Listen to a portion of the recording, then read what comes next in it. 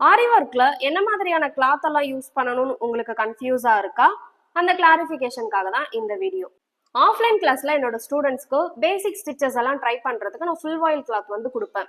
இது காட்டன் பேஸ்ன்றதுனால கொஞ்சம் திக்கா இருக்கும். ஸ்டார்டிங்ல உங்களுக்கு ஒர்க் போடுறதுக்கு கம்ஃபர்டபுளாகவும் இருக்கும். ஸோ ப்ராக்டிஸ் பண்றதுக்கு மட்டும் இந்த ஃபுல் வாயில் கிளாத் வந்து யூஸ் பண்ணிக்கோங்க. ப்ராக்டிஸ் கம்ப்ளீட் பண்ணிட்டதுக்கு அப்புறமா நீங்க ஒர்க் எல்லாம் போட போறீங்க அப்படின்னா இந்த மாதிரி சில்க் கிளாத் வந்து வாங்கி யூஸ் பண்ணணும். சில்க் கிளாத்ல வந்து டபுள் ஷேடும் இருக்கு, ஒரு சைடு வந்து லைட்டாவும் இன்னொரு சைடு வந்து டார்க்காவும் இருக்கு. சில்க் கிளாத் எல்லாமே இருக்கு. ஒரு சில ஷாப்ல ஆரி ஒர்க் வந்து போடணும் அப்படின்னு சொல்லி கேட்டாலே சில்க் கிளாத் இந்த மாதிரி கொடுப்பாங்க.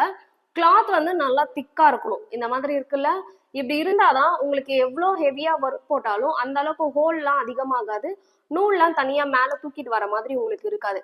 இப்ப நான் குத்தி எடுக்கும் போதே தெரியும் உங்களுக்கு, பாருங்க. கிளாத் வந்து ஸ்டிஃபா இருக்கிறதுனால ஒர்க் எல்லாம் போடுறதுக்குமே உங்களுக்கு ஈஸியா இருக்கும். அதிகமா ஹோல் கூட உங்களுக்கு தெரியாது குத்தி எடுக்கும் போது. ஸோ சில்க் கிளாத் வாங்கும் போது நல்லா திக்கா இருக்கணும். அதே மாதிரி என்ன கலர்ல உங்களுக்கு ஷேட் வேணுமோ அந்த கலர்ல வந்து பார்த்து வாங்கிக்கோங்க. கண்டிப்பா இந்த விஷயம் உங்களுக்கு யூஸ்ஃபுல்லா இருக்கும்னு நினைக்கிறேன். ஆரி ஒர்க் கத்துட்டு இருக்க உங்க ஃப்ரெண்ட்ஸ் அண்ட் ஃபேமிலிக்கு இந்த வீடியோவை ஷேர் பண்ணுங்க. ஆரி ரிலேட்டட் இன்ஃபர்மேஷன் உங்களுக்கு வேணும்னா நம்ம பேஜை ஃபாலோ பண்ணிட்டு டிப்ஸ்ன்னு கமெண்ட் பண்ணுங்க. Stay connected. தேங்க்யூ.